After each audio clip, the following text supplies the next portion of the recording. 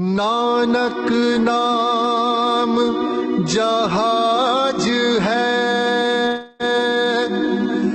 चढ़े सो उतरे पार। जो शरदा कर सेब दे,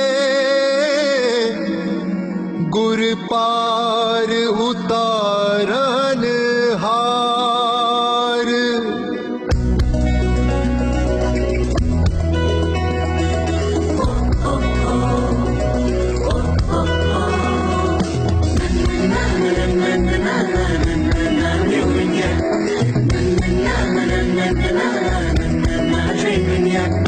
हम वो नहीं है जो झुक जाए, हर तूफान से हम टकराए।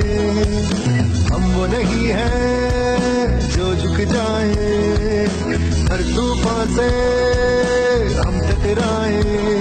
हर सपनों को मिले मंजिले, यह अपॉर्चुनिटी इंडिया। नए रास्ते हर पल बने अपने ख्वाबों का India. We're rising high, we're rising high. Oh, oh, oh, oh, gonna touch the sky. Oh, oh, oh, oh, we're rising high, we're rising high. Oh, oh, oh, oh, gonna touch the sky.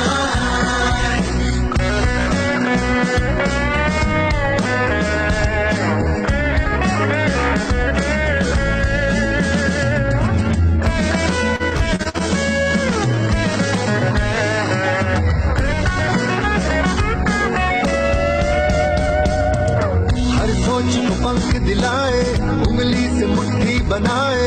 हम तो हरदम ही यारो बाजी मार जाए। नाम जब मिले ना हो, ना तेरा न मेरा हो, मैप पे रोशन बस एक नाम हमारा हो। शाइनिंग इंडिया दूर नहीं है, फ्यूचर जिसका हम वही हैं। हर सपनों को मिले मंजिले, यह फ्रेंचाइज इंडिया। नए रास्ते हर पल बने अपने ख्वाबों का India. We're rising high, we're rising high. Oh, oh, oh, oh, gonna touch the sky. At Franchise India Group, we believe the future belongs to the entrepreneurs and their best rewards are yet to come. Gonna touch the sky.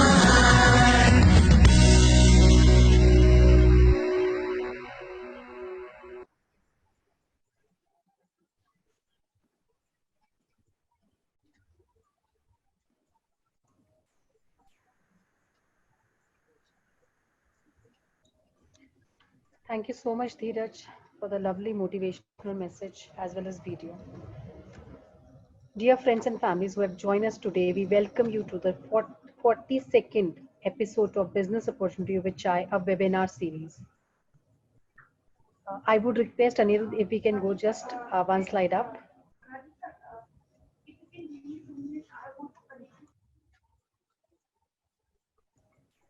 Thank you so much, Anirudh.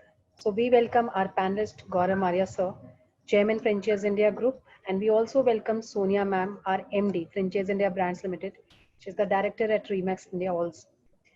Here we talk about brand of the day. Yes, we have brand of the day, Canada Vale, and today we are talking about why Canada Vale, why one should take their franchisee, and we have opportunity that we have Anirudh who will talk about his brand, his journey, and he will definitely describe and give information about how they are creating value in market. Canada Vale, a leading immigration and overseas education consulting business.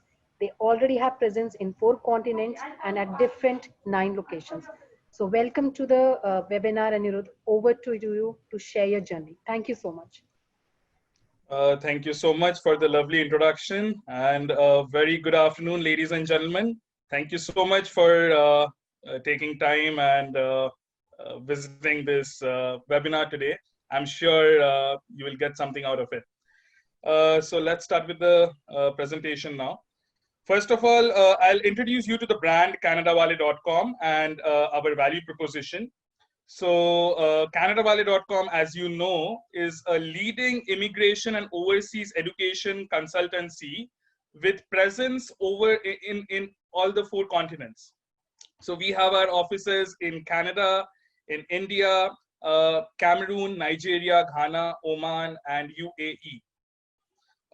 I am an RCIC, as in I'm a member of the Immigration Council of Canada, and I'm authorized by the Canadian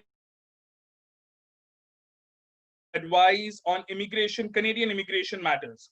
So you will see that there are a lot of immigration companies in India, I mean, popping up every day. However, the immigration companies who are dealing in Canadian immigration also need to be affiliated to the ICCRC Canada, so that they are authorized by the Canadian authorities to offer immigration advice. But most of them, unfortunately, are not authorized by the Canadian immigration authorities. In order to be authorized by the Canadian immigration authorities, one must be an RCIC, as in a regulated Canadian Immigration Council. So I have a license with the RCIC and I'm recognized by the government of Canada. So that is one of the USPs that we have, which not many people have it here in India. So what are the things that we deal in? Well, of course, we provide immigration advice. So be it, I mean, a lot of people here must have heard of permanent residency. It's the buzzword these days. Canadian PR is, I mean, trending globally. So we help eligible candidates to apply for permanent residency of Canada. So we handle all the immigration files. And we also help students to study, I mean, apply for a student visa in Canada, and we help them with the entire process, starting from the college admission and then the student visa application. And then, of course, we also help them with all the pre-departure briefing. And then we have services once the candidate lands in Canada as well, be it opening a bank account or find a job or some legal assistance. We are there for them. I mean, we do all the hand holding after they arrive in Canada as well. We have a network of more than 500 Canadian colleges and universities, and we help students in admission with undergraduate as well as postgraduate programs, be it diplomas or degrees. We are dealing in everything pretty much. We also offer online and offline IELTS tutorials. So the offline tutorials are, of course, held at our centers, and then there are online classes. So during this Corona pandemic, we are mostly offering IELTS classes online. Now, IELTS exam is an English language exam which every student or permanent residency applicant needs to appear for before they plan to, move to Canada. That is a mandatory requirement. We also conduct a free eligibility assessment test for candidates who are interested to move to Canada. First of all, we have to screen their profile and check whether they are eligible to move to Canada. So that is the eligibility. And we are also associated with designated Canadian angel investors and business incubators to facilitate startups. So not many immigration companies based out of India are helping in the startup program. So startup visa is a visa through which startups from different countries can move to Canada, and you need designated angel investors for that, and we do have them in our network. Now here on this slide, you can see the list of our services that we are offering to our clients. So it's pretty much everything to do with Canadian immigration. So we say that we deal in all things Canada, be it immigration, visa, work permit, IELTS tutorials, startup program. We also help investors and entrepreneurs to set up their business in Canada. Education, as in we help students with college admission and then the student visa process. We also provide post-landing services when the candidate arrives in Canada. So you see, I mean, getting the visa is not the goal. Getting the visa is just the start of the journey. The real journey begins once you arrive in Canada. And if you get someone to do the hand-holding process there, to mentor you there, then that's what really matters, because you need connections to make the right move. You need a direction in a new country where you don't know anyone. So if you get the right kind of connections there, then it saves a lot of time and money, and you can get your work done. We also provide job search assistance in Canada. And then, of course, there is pre-departure orientation.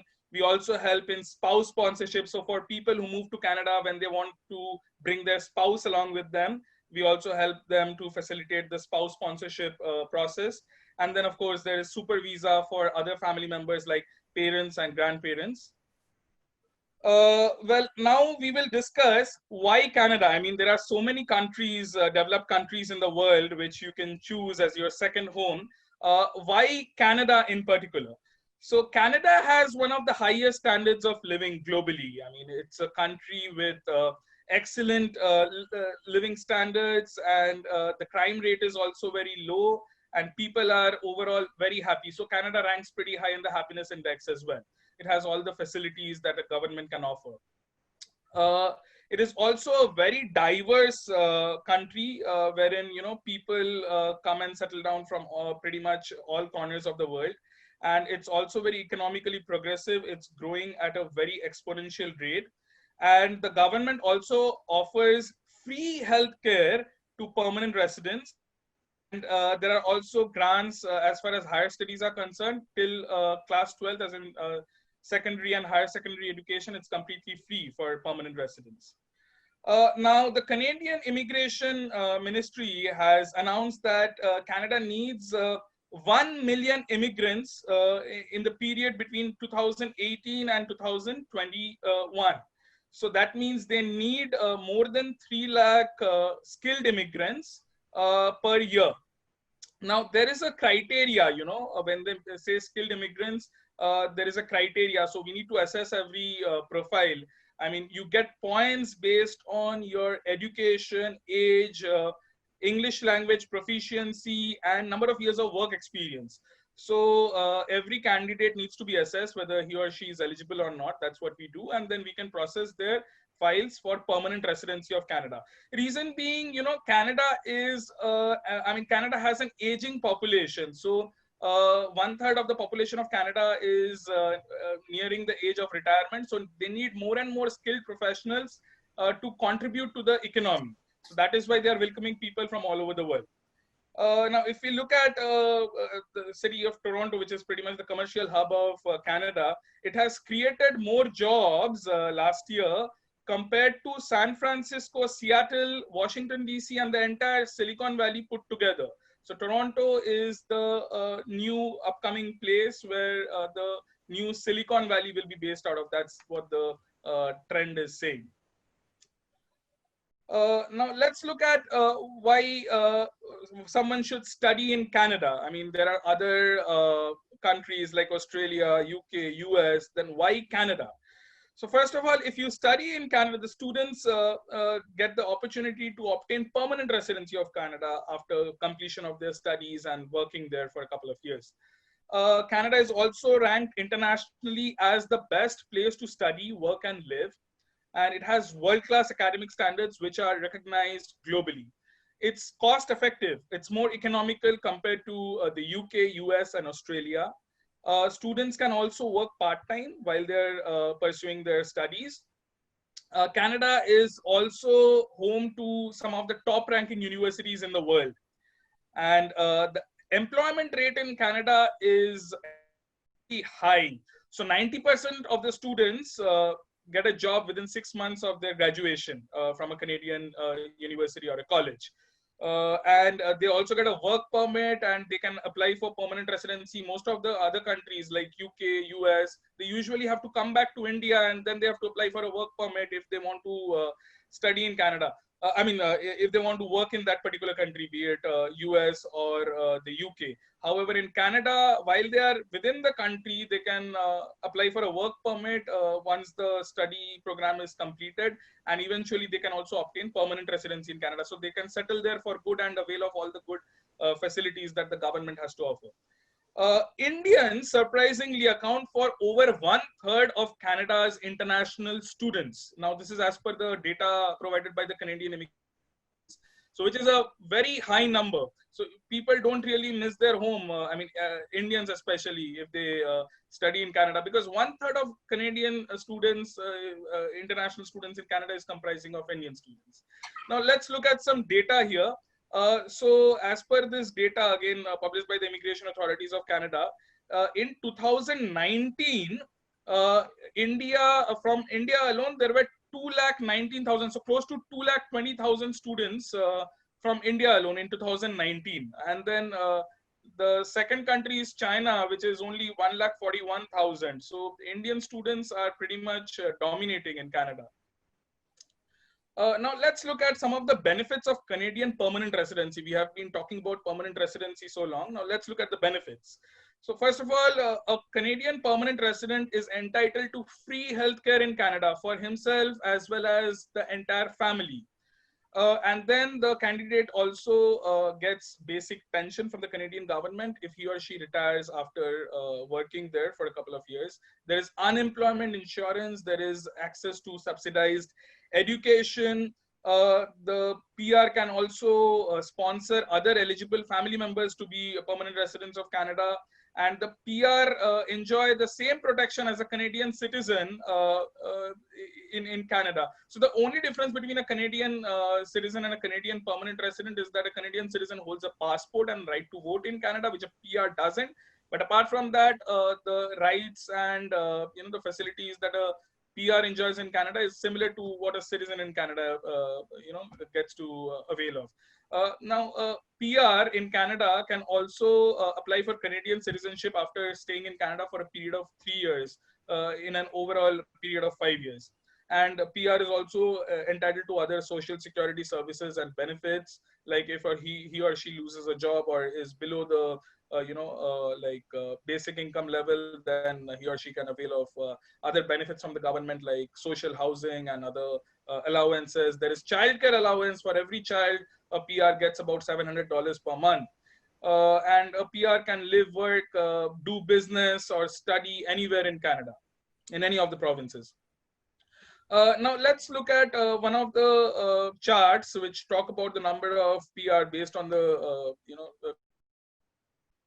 this is a bit old, this data. However, we will provide you with a new set of data as well. However, in 2016, there were 1,47,000 people from India who got PR in Canada.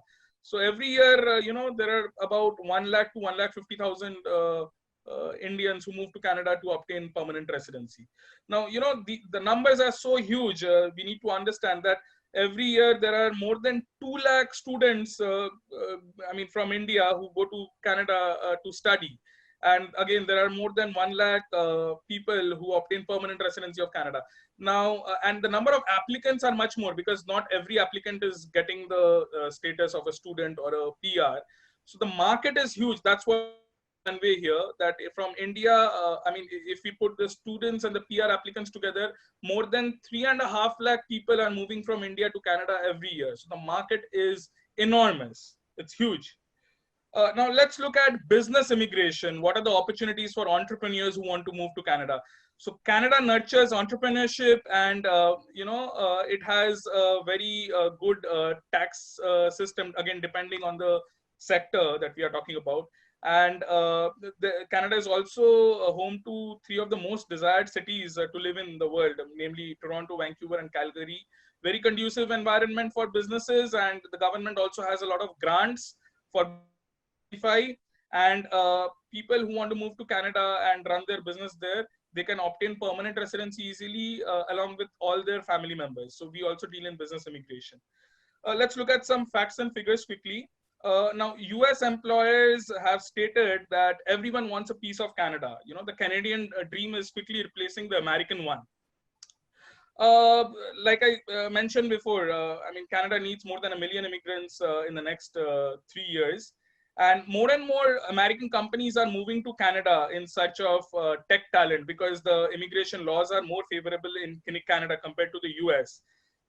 So more and more American companies are setting up their offices in Canada, Facebook, Amazon, and Google, to name a few. And as a result, many skilled employees are also migrating from the US to Canada. So the influx is towards Canada these days. That's pretty much trending. And as we know, due to this COVID-19, it's a very unfortunate situation. And about 135 million skilled Indians are going to lose their jobs in the next 2 years. That's the projection of the Economic Times. So these people need to find an alternative way of livelihood, and Canada needs more and more skilled employees. So we can always tap into this huge number of people and help them to move to Canada to get a better lifestyle and stable future there. If you look at the IELTS industry, in Punjab alone, the turnover of that 700 crores. So if we put India together, it's going to be much more. So even IELTS industry is really growing in India, and we offer IELTS tutorials, both online and offline formats. Let's look at some commercials quickly. Although this will be delved into, deeper when we sit across the table and we discuss this in greater detail. So if we look at the initial investment, including the infrastructure, so again, we have two different formats. One is for Punjab and Gujarat, because these are the two biggest markets as far as overseas education and immigration are concerned. Even the other states are doing very well, but Punjab and Gujarat are the largest markets. So if you're talking about Punjab and Gujarat, the requirement for the area capacity of the office should be 1500 square feet plus. The other cities in India can be anywhere between 900 to 1500 square feet. So we are looking at an initial investment of 8 to 10 lakhs, which includes the franchisee fee and the infrastructure costs, including the signage, equipment, and initial interior fit outs. And when we look at the revenue, so the revenue model is excellent out here. And that is why, I mean, this is one business that everyone must consider. So the top line is about 2 crores annually, wherein we have taken say 300 odd students for IELTS in a year, because IELTS is becoming popular day by day. IELTS test is in fact required by all students who want to study abroad, not only in Canada, be it UK, Australia, or Europe, or Canada. Everyone needs to take the IELTS test. So there is a huge market out there for IELTS students. And once the IELTS students come to our centers, we also convert them eventually to study in Canada or apply for Canadian permanent residency, because IELTS is required for both the cases. So there are 300 students, on an average that we are looking at annually from one center. And the number of students is going to be 50% of those IELTS students that we are going to enroll for overseas education. So about 150 students. And we have calculated a success fee. So say students that register with us for overseas education, 95% of them are going to get their student visa eventually. And there is also a success fee on that, because the college also pays some handsome commission on the admissions that we get them. And then there is revenues from Forex. So we need to transfer the tuition fee and open a bank account for the student in Canada, for which we also, have some commission from the Forex part. And then, of course, for PR applicants, permanent residency applicants, we have a good fee, so good revenues from there as well. So we are, making the calculations based on 50 applications per annum into 50,000 plus 85% of the success fee. So putting everything together, the top line is about 2 crores. And if we deduct all the OPEX and the royalty, marketing costs, everything, if we deduct from there, the net profit per franchisee that you are looking at is going to be approximately 60 to 65 lakhs. That's about 5 lakhs a month. The break-even period is going to be from 7th month onwards. So that is what the commercials look like. And this needs to be discussed in greater detail once we sit across the table and take it further. So thank you so much for your valuable time and hearing me out patiently. And I wish you all the best and stay safe.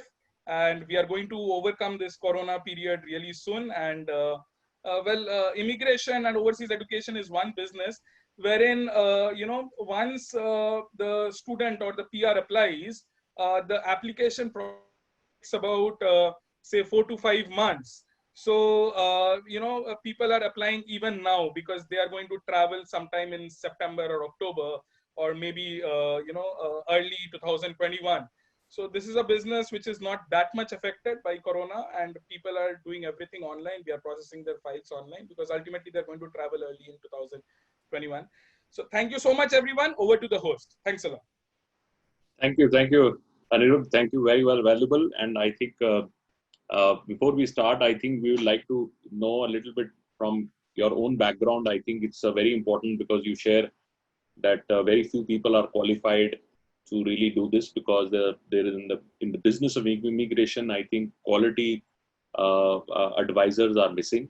While the aspiration of immigration or living abroad or working abroad or studying abroad is very, very large market. Almost every second Indian would have aspiration to do something abroad. You might not like to permanently settle out. You still want to have something going on. You can have kids going on studying abroad, or you can have some partial work being done, or even invest in some business. A lot of Indians are starting startups overseas because they feel that there is a bigger exposure they get to the globe and bigger distribution they get for their products and so forth. But before we start all that, I would like to, you should share your own background and how you got into this business and what you did and how you're also qualified to be an advisor on a Canadian immigration. Sure. Thank you. So I'll give you a brief about my profile. So the first time I went to Canada, that was in 2011. So that's been a long time. And then what I realized is that a lot of Indians aspire to move to Canada. So a lot of people start their journey as a student, and then eventually they work their way through permanent residency. And then there are a lot of working professionals who want to obtain Canadian permanent residency straight away, because there are so many benefits of Canadian permanent residency, and the job market is also pretty good. Even the business scene is good. So that is the time when I decided to study immigration law in Canada so that I can become an authorized immigration counsel to help people from all over the world to move to Canada, because Canada is offering excellent opportunities for people from all across. People really succeed in Canada. I mean, there are students who go to Europe, there is a language barrier, and eventually they have to come back to India. But in Canada, that is not the case. They settle down in Canada and they all eventually flourish in life. So, Canada thrives on immigration because, as you understand, there is no native population in Canada. I mean, those are the First Nations people. But then the people who, make up the economy of Canada, it's a very culturally diverse place, and it's made up of immigrants. That's the backbone of Canada. And it's one of the largest industries in Canada. So I thought of getting into this business. I studied immigration law. I got my license as an RCIC from the Immigration Council of Canada. And then we got into this business. And right now we are doing pretty well. We have our in Delhi, in Calcutta, and we are expanding in Punjab as well. We are doing pretty well in Africa. Like I said, we have our presence in Cameroon, Nigeria, and Ghana. And now we are also tapping into the Middle East with our presence in Dubai and Oman. And in India, we expect to grow exponentially in the coming 2 or 3 years. We are eyeing about 50 rollouts in terms of franchisee. A reason being that India is the largest market from where we source Canadian immigrants, as in permanent residents, because India has a very skilled population and people also aspire to move abroad. And right now, Canada is offering the best opportunities compared to any other country in the world. And also in terms of students, I mean, the maximum number of students, like we have seen in 2019, there were about 220,000 students who moved from Canada to, who moved from India to Canada. So India is the biggest market so far, and we are pretty much tapping into it. And that's what our vision is, 50 rollouts in the next 2 years. Very helpful. And I think so that's why it makes your opportunity special, because this is, you are very well qualified, and a lot of people should know that there are many companies out there who are claiming to be a consultant, but they don't have the right qualification and ability to advise people on immigration, especially to Canada. So Anirudh is a very well qualified and certified by the immigration authorities. And also now getting into the next point, why we thought that this is a great opportunity for our audience, because we feel that this is a business which you can start with a very low capex. It doesn't require too much of, it's a service business. You need to just be a counselor to advise. And we should also encourage a lot of people who are very qualified, maybe some professionals who are there, who are very qualified, and today they don't want to pursue their career in the jobs or other things. This can be a great opportunity. This can be also opportunity for people who have some complementing business, like you are already in education, like somebody wrote from Patiala that they are already in form of education where they're teaching. So they can also complement this business and they can extend that service to others. So what is the larger profile of entrepreneurs you would see, Anirudh, who would be the right people to join in? That's one question. Second question is, because today everybody is looking at a low cost kind of an opportunity. People don't want to invest that money, and especially they want to be infrastructure light. I saw your model because you have to have an office and things like that. But would you like to start with somebody who can start maybe work from home or some smaller offices and later build the capability? Would you be open for that option? We are kind of flexible during this period. However, the point we want to put across is, again, I mean, the franchisee, when they enroll with us, they also have some expectation, and we want, them to grow along with us as well. So what happens in this particular business is, from our experience, we can impression plays a very big role. So, most of the students and permanent residency applicants, they enroll after they come visit you. They have a counseling session with you. So if your home office is able to put across that kind of impression, again, it depends on the location and what kind of infrastructure that you have, then you can start with that. But however, a good office always gives out a good impression, and that is very important in converting clients, because they will enroll ultimately when they get a good experience, they get a good counseling session in a good office setup. So that plays a big role in this case. Another question I have is now getting into the business model part of it. So if you have 100 clients who come in, what is the percentage you would do for students which are coming in for a business model? And what percentage you would give it for a permanent immigration? And what percentage you would give for people who want to establish? Because Canada has just launched a big program and they're working on creating these large capabilities for new startups to actually start from Canada. So there are other funding. They have actually created a lot of incubators around the world, which are giving a lot of funding for if you are a new startup and you want to set up in Canada, they're giving you a lot of help on that. So, first question is, what is the breakup of that? Generally, as a India, what is the total size of applicants India would do from a permanent immigration? Are you seeing a movement of startups going from India? And students, obviously, you have shared the number. And what is in your business model? What is Canada Wale breakup for that business? Okay, so we, as we discussed, we deal in all things Canada. So be it students, permanent residency applications, as well as business investor program. Now, if we talk about the breakup, then again, it depends on the location. I mean, whether we are talking about the northern part of India or East India. So what we see in Delhi and Punjab is a lot of students want to study in Canada. So the majority of our clientele is comprising of students in the northern part of the country. So we can fairly say about 70% of our clients are students, and say about 25% of the clients are PR applicants, and the remaining 5% are either business or startup visa applicants, or tourist visa applicants, and then there are other categories as well. So students, comprises of the major chunk in the northern part of the country. However, if we talk about other metro cities like Bangalore or Hyderabad, where we have more number of young skilled employees who are aspirants who want to move abroad, then maybe the number of permanent residents from those territories are going to be more. But if we talk about the northern part of India, it's and students also, how many are undergrads and how many are post graduation? Because I see a lot of undergrads also now looking at studying in Canada. Absolutely. So previously, the trend was pretty much that after people complete their bachelor's degree in India, they wanted to pursue their higher studies, their master's, and then their PhD abroad. But right now, as far as Canada is concerned, because people have got to know that once they complete their high school, if they simply pursue a diploma in Canada for 2 years and work there for another 2 years, they can obtain permanent residency of Canada. And the kind of investment they are making into their education in Canada is kind of at par with India right now, because even in India, if you want to study BBA from a good institute, you're shelling out about 10-15 lakhs. And in Canada, it's pretty much at par. People get to work part-time, and they also get to make up their there.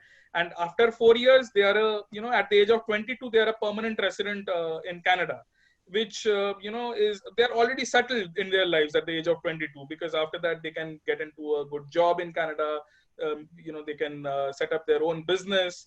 So a lot of people are going to Canada these days just after completion of their high school. And that is, again, the majority chunk of the students that we get these days. Once they are done with their +2, they are moving to Canada for either their bachelor's degree or their 2 years.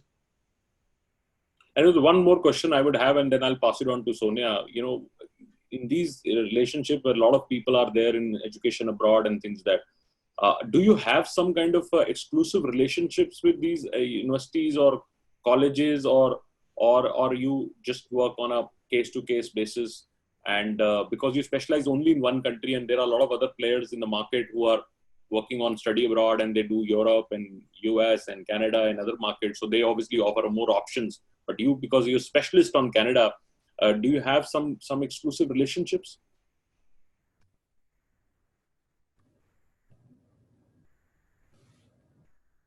Associated with us, and that is why we get a very handsome commission from them, which we share with our franchisee partners. And moreover, the reason that we specialize in Canada is because it's not a good idea to be a multi-cuisine restaurant. We believe in being a specialist. So being a specialist Italian restaurant, having a niche, is much better than being all over the place. And if we look at the statistics these days from India, majority of the students are going to Canada, and majority of the people, skilled professionals, they're migrating to Canada. So Canada is the biggest market right now.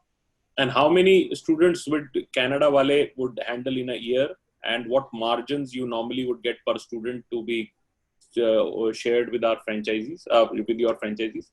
Okay, so if we put all the territories together, then Canada Wale is handling on an average of 150 plus students annually.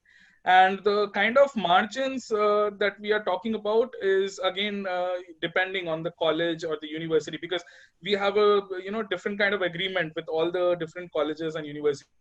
Some even offer up to 30% commission on the first year's tuition fee, whereas some big universities, they only offer, say, 10%. So the commission ranges between 10% to 30% of the first year's tuition fee. Now, the first year's tuition fee, usually the median figure is about 15,000 Canadian dollars, which is about 8 lakh in INR. So we are looking at 10 to 30% of that, as far as the commission is concerned. Absolutely, very helpful. Sonia, your remarks on the opportunity and some questions from your side. Thank you so much, Anurag, for coming in today. I think Canada has been news ever since US kind of shut their doors to migration. And we also, like you mentioned, seeing a lot of people, rather Indian immigrants in US also going to Canada. And migration overall is a very global phenomena. It leads to a very interconnected world. Today, the movement of people across the world, across these borders, are also boosting a big global productivity. And that is the reason many countries have encouraged migration. And today, total GDP contribution, which happens, is contributed, 10% of that is contributed by these immigrants all across the world. And maybe to touch upon a little bit of more stats, 80% of these people today are migrating from developing countries to developed countries. And India obviously is one of the biggest, and I would say leading origin country, not only in Canada, but across the world. We had almost 17 million people who migrated from India to various countries in the last year. I'll ask some questions, Anurag, pertaining to some of the Q&A which I see in the box. And one question is obviously pertaining to COVID. What is the current stats that we see or trends that we see? While I'm sure a lot of people might be reading about maybe the feedback of Canada, and what I have, then you would perhaps add on to that. They've given a lot of laxations during this period on their policies to help accommodate immigration goals of people around the world, not only India, but across the world, where they're also accepting many incomplete applications, and they're not rejecting outright. So how do you see the trend post this current situation? Yes, although COVID unfortunately has been a pandemic globally and many countries have suffered from it, For instance, as far as immigration is concerned, US has completely, locked its doors to expats.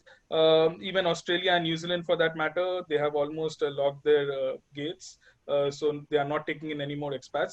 As far as Canada is concerned, so there was a speech by one of the ministers the other day. They are saying, since immigrants are the backbone of the country, so we will still welcome them, and they are not going to curb on the immigration. The target still remains, 1.3 million immigrants is what they need by 2021.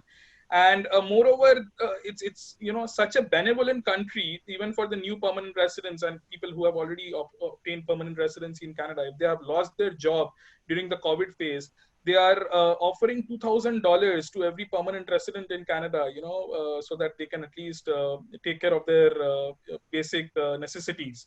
And even to the students, they have offered some good grants to international students as well. So Canada is a very benevolent country, and definitely needs more and more immigrants, because that's the backbone of the country. Temporarily during the COVID phase, the hiring was a bit slow, but again, Canada is recovering now. The number of cases on a daily basis is about 300 to 400, and by September, Canada is going to be, alive and kicking again.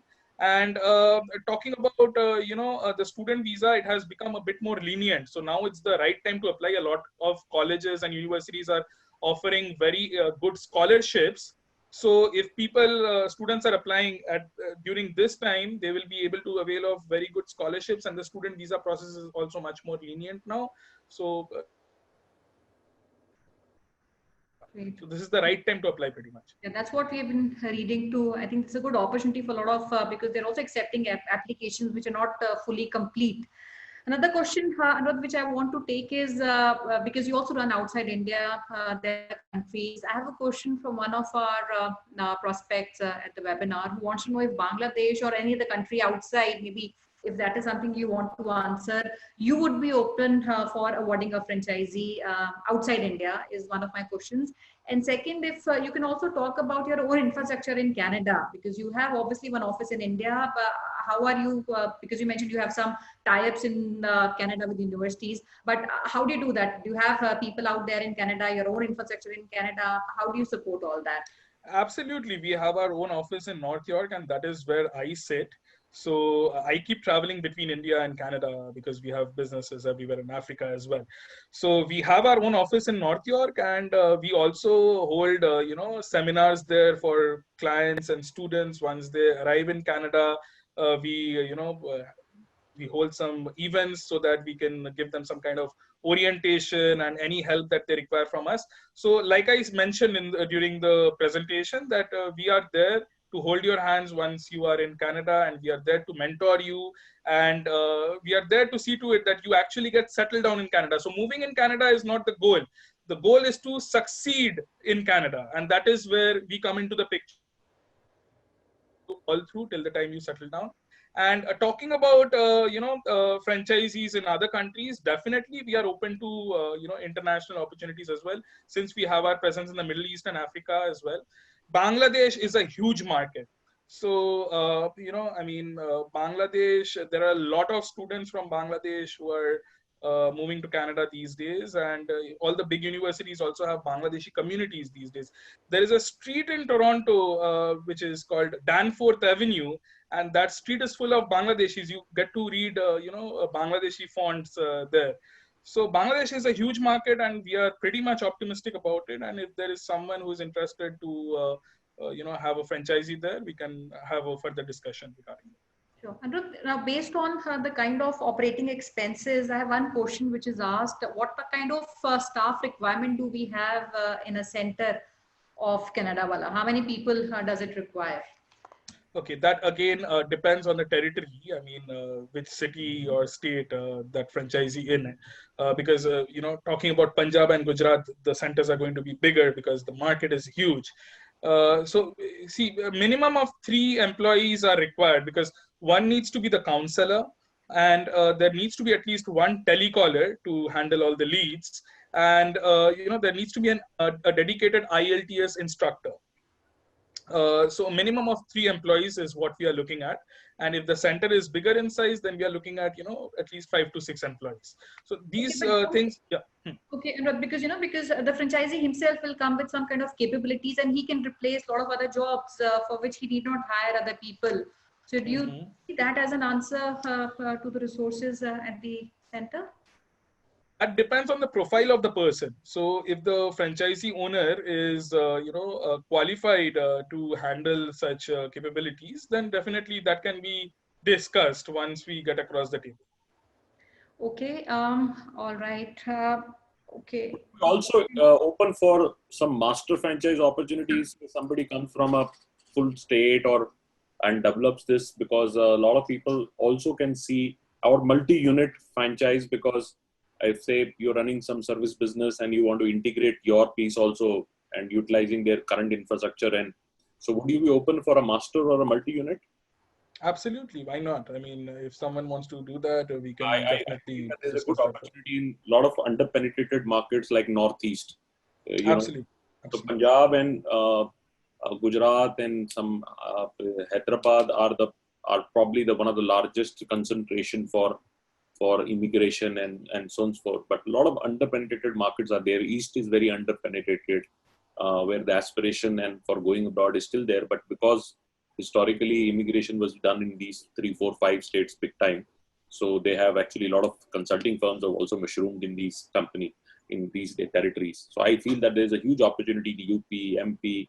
These are markets which have much more opportunity available for going and penetrating and taking a leadership.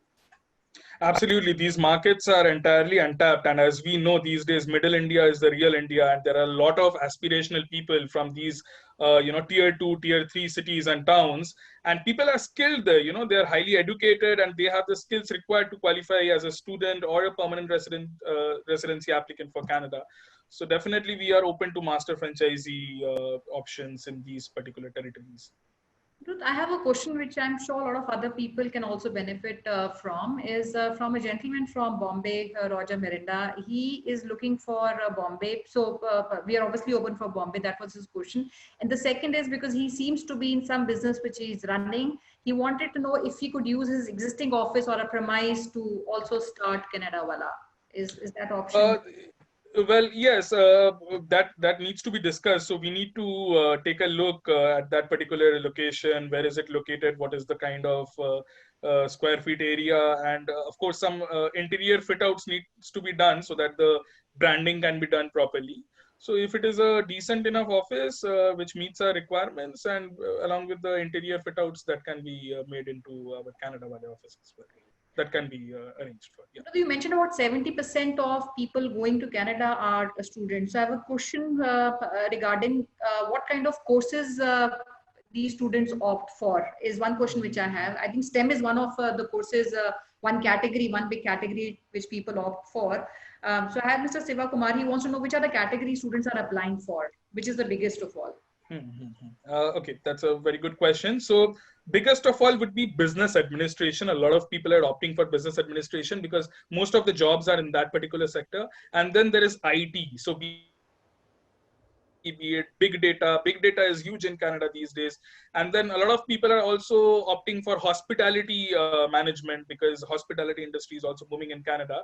So yeah, it's mostly either IT, business administration, hospitality, and of course, a lot of people are also opting for computer engineering and some other engineering courses. So these are the big, the most popular courses, and because we deal in more than 500 colleges and universities, we have a course for everyone. So depending on the profile, we assess the profile of the student, and then we suggest the appropriate courses for the student.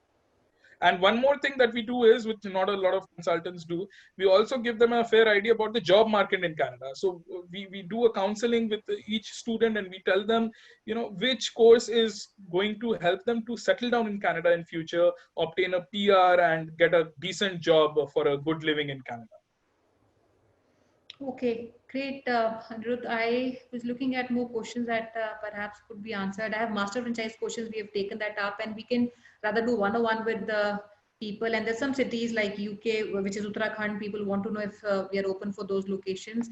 Another question which I want to ask is, because you're not the only one in this space who's doing immigration from India. There are many others. How do you differentiate yourself from the unorganized ones, and even people like YXs or Global Tree? What is your value proposition, and how do you create maybe an advantage over these players? Absolutely, absolutely. That's very important. So even if we talk about the big organizations in India, they don't have an RCIC who is a part of the organization. Maybe they have some third-party agreement with some RCIC sitting in Canada.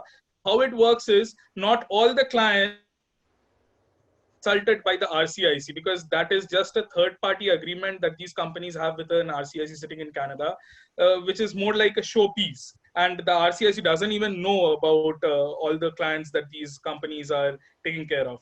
Here, the clients get personalized attention from the RCIC. So I'm an RCIC, like I discussed before, and I, supervise all the files before they are documented, so that we make sure that the quality control is absolutely top notch, because agents sitting out there who are not recognized by the Canadian immigration authorities, they are just people who have read some blogs and they think that they know everything about Canadian immigration. But RCICs are the ones who have studied immigration law over the years, and they have got a license. So it's like, whether if you fall sick, this is the example that I give to everyone. If you fall sick, would you go to a medicine shop and ask for a medicine, or would you rather go to a doctor and get the right kind of advice? So when people come to us, they get the right kind of advice. That is the advantage of being associated with an RCIC. And that is what you can tell all your clients, that we are licensed by Canadian immigration authorities. That is number one.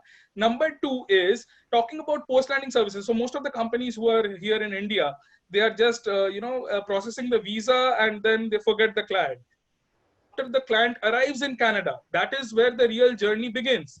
So, in a new country, a person usually doesn't have a direction. They don't know where to go for what, and, how to start the things there.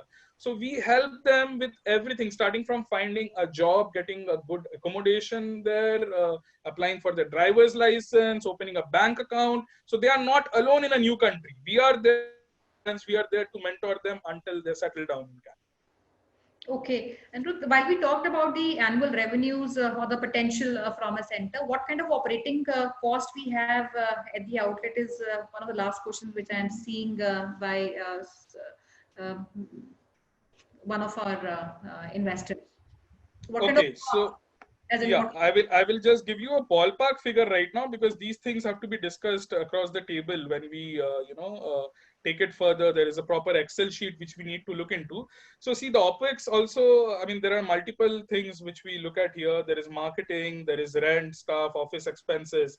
So say, I mean, if we are looking at a 60 lakh of net profit, then the OPEX would be, say, around about a crore, if we are doing that kind of aggressive marketing. But again, this is not what the initial investment would be.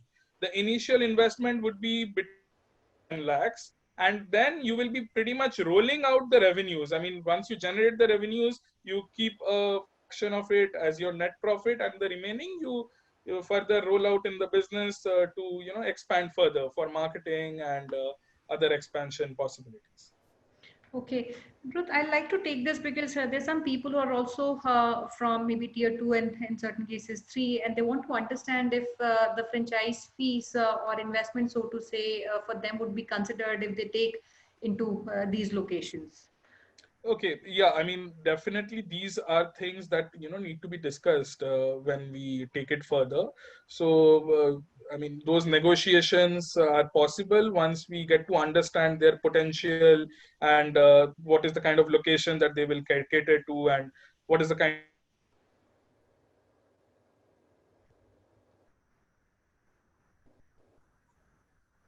Great. Ruth, is there help or assistance that you give to immigrants also on the job offer? Because certain kind of documents which are required at the local level. And one question which I have is, would you be helping them in even procuring a job offer from any of the companies in Canada? Is that also something which comes as a scope of your service to the people? Okay, so when we talk about job offers from Canada, there is something called Labor Market Impact Assessment, LMIA. So the Canadian employer needs to prove to the Canadian government that this particular skill set is not available in the local Canadian job market, hence they have to hire someone from another country. So yes, we do have employer connections in Canada, and we do help in the LMIA process and then the work permit application thereafter. And we are also running a caregiver program right now, which is very popular. There are a lot of employers that we have who are looking for nannies and caregivers for the elderly, and the requirement eligibility requirement for that is also pretty low. So a lot of people from India are applying for that, and we have got a lot many candidates enrolled with us. So we have many employers, more than 250 employers as far as that is concerned. So we deal in both LMIA as well as caregiver program employers. And when we are talking about LMIA, it's all sorts of LMIA, be it for managerial positions, for IT, even truck drivers for that matter. Sure. Ruth, one last question which I want to ask, pretty much we've covered all, is what tip for the end consumer or user you want to give, when they have a lot of these agents or companies, which are, some of them are registered, some of them are not, and some are typically agents who are just sourcing and giving further. What tip do you have for people who want to immigrate? What is that they need to look at the checklist? These are 5 things they need to look at when they reach out to a consultant or an agent. Is something that you want to talk about? Absolutely. First of all, the client needs to check with the consultant whether the consultant is an RCIC or not. A lot of consultants say that we for any consultant before he starts advising, is that mandatory for every consultant to have? Yes, absolutely. Otherwise, you see, I mean, if you're talking about the Immigration and Refugee Protection Act of Canada, so the Canadian government has only authorized RCICs and lawyers, Canadian lawyers, to offer immigration advice to clients for a fee. If they are not a member of the Immigration Council of Canada or a Bar Council of Canada, then they are not authorized to offer immigration advice to any client. It's absolutely illegal, and the Canadian government is taking it very seriously. They are, also taking legal actions against such companies, and they have it in their radar that a lot of companies are doing such unauthorized business, and they are taking actions already. So the client needs to check whether the consultant is an RCIC or not. A lot of consultants claim that, okay, I'm not an RCIC, but I have a partner in Canada, or an agreement with an RCIC in Canada. A lot of people make such false claims. The client should tell the consultant, then I am willing to speak to that RCIC in person. I don't want any advice from you. Connect me to that RCIC. I want advice from that RCIC. So the client needs to verify all these details, because there are so many scams going around as far as immigration and overseas education is concerned, especially in Punjab. A lot of scams, and people are wasting their money on unauthorized companies like that. And can one find the names of these registered people on any of the websites? Absolutely, yes. So there is a website called ICC. The link later. So ICCRC is this immigration council that I'm talking about. So if you Google ICCRC registered, then it will redirect you to the page, which is the public registry, and you can type the name of any consultant, and you will get to see the details and the license number of that consultant. All right, great. And I think that was very helpful. All right. Pleasure is all mine. So I think we've taken a lot of questions. Final word from you, Anirudh, on the industry, and a little bit, anything you want to talk about, especially looking at the current circumstances going on.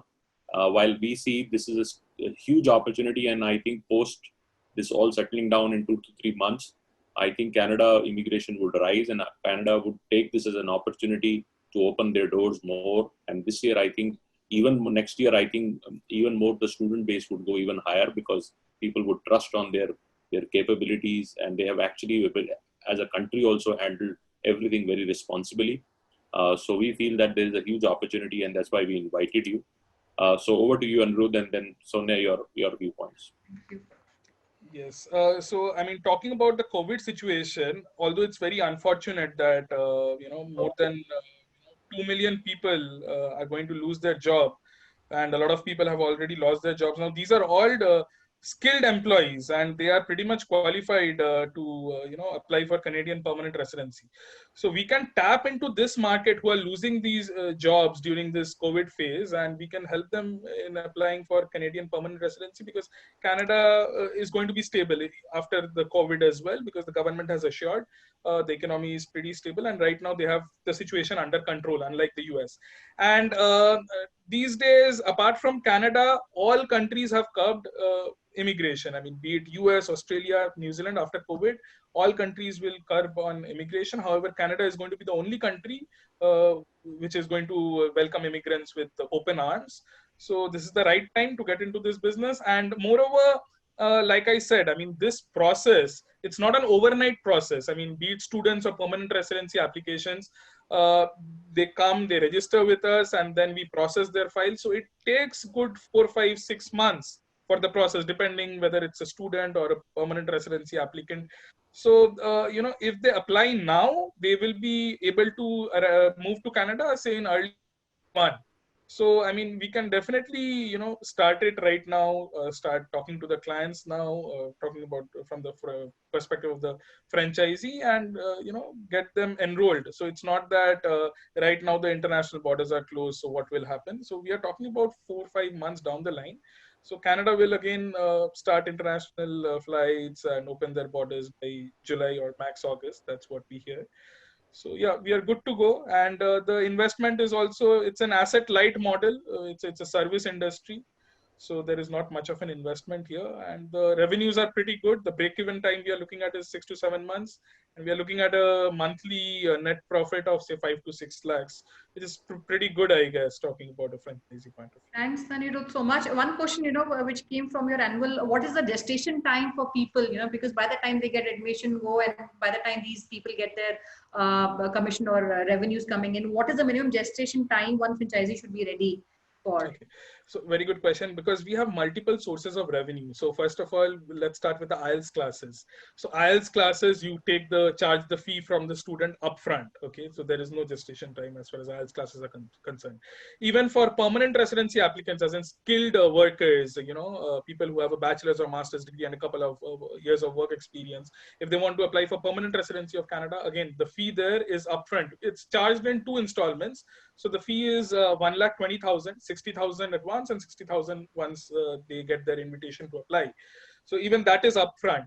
Talking about students, some of the colleges that are associated with us, because we have a very old with them, they're also offering the commission to us upfront, which they don't do it with any other agent in India. So with some of the colleges, we have this, facility that we get to keep the commission upfront as soon as the student registers, enrolls with that college. The commission is paid to us. Whereas for most other colleges, it takes about 2 to 3 months after the student starts classes in Canada. So in that case, after the student registers with us, it takes about 5, 6 months. The student needs to travel to Canada, start the classes, and that's when we get the commission from those colleges. But since we have multiple revenue streams, that is why a lot of the revenues are upfront, and a portion of it comes in later.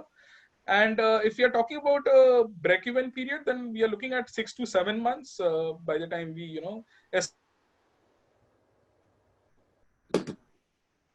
Great. Take it further aggressively.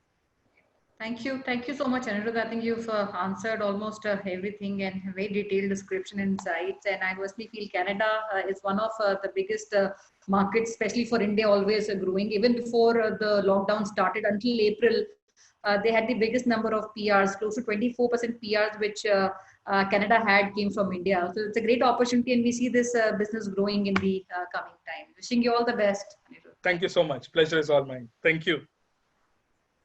Thank you very much. It was lovely. Thank you so much. Thank you. Thanks. Thank you. Archana, over to you, please. Thank you so much, Anirudh, for giving us this opportunity and giving us that understanding about your brand. Thank you so much, Gaurav sir and Sonia ma'am, sharing your thoughts, your insights. Thanks all the friends and families who have joined us, and you spend our time with us understanding about this particular brand. As usual, you can connect with Franchise India, but to start with, you can connect with Gaurav sir and Sonia ma'am at their respective LinkedIn ID. That's the information given at your screen. You can connect with them, share your suggestions, share your issues with us. You can also connect with Franchise India team through your calls through your WhatsApp, through your mails. And you can follow us on our various social links that includes Facebook, Twitter, LinkedIn, and Instagram. The recorded version of this particular webinar is available at Franchise India Brands Limited and Franwork Facebook page. Do visit us to understand it better. So before we go, and we have another great opportunity coming tomorrow. It's a special webinar which we organize every Friday, where we take a top 10 brands of industry, of various industry, and where Gaurav sir and Sonia ma'am, our panelist brand representative, talk about their respective brands. So do not miss this chance. Join us tomorrow. We will be sharing the confirmation mail as well as registration mail with each one of you. Register yourself before in time so that you can get an opportunity to speak and to understand top 10 brands performing well in market. Thank you so much for joining us today. Take good care of your health and your family. Stay safe. Our best wishes with everyone. Thank you so much. Thanks for joining us today.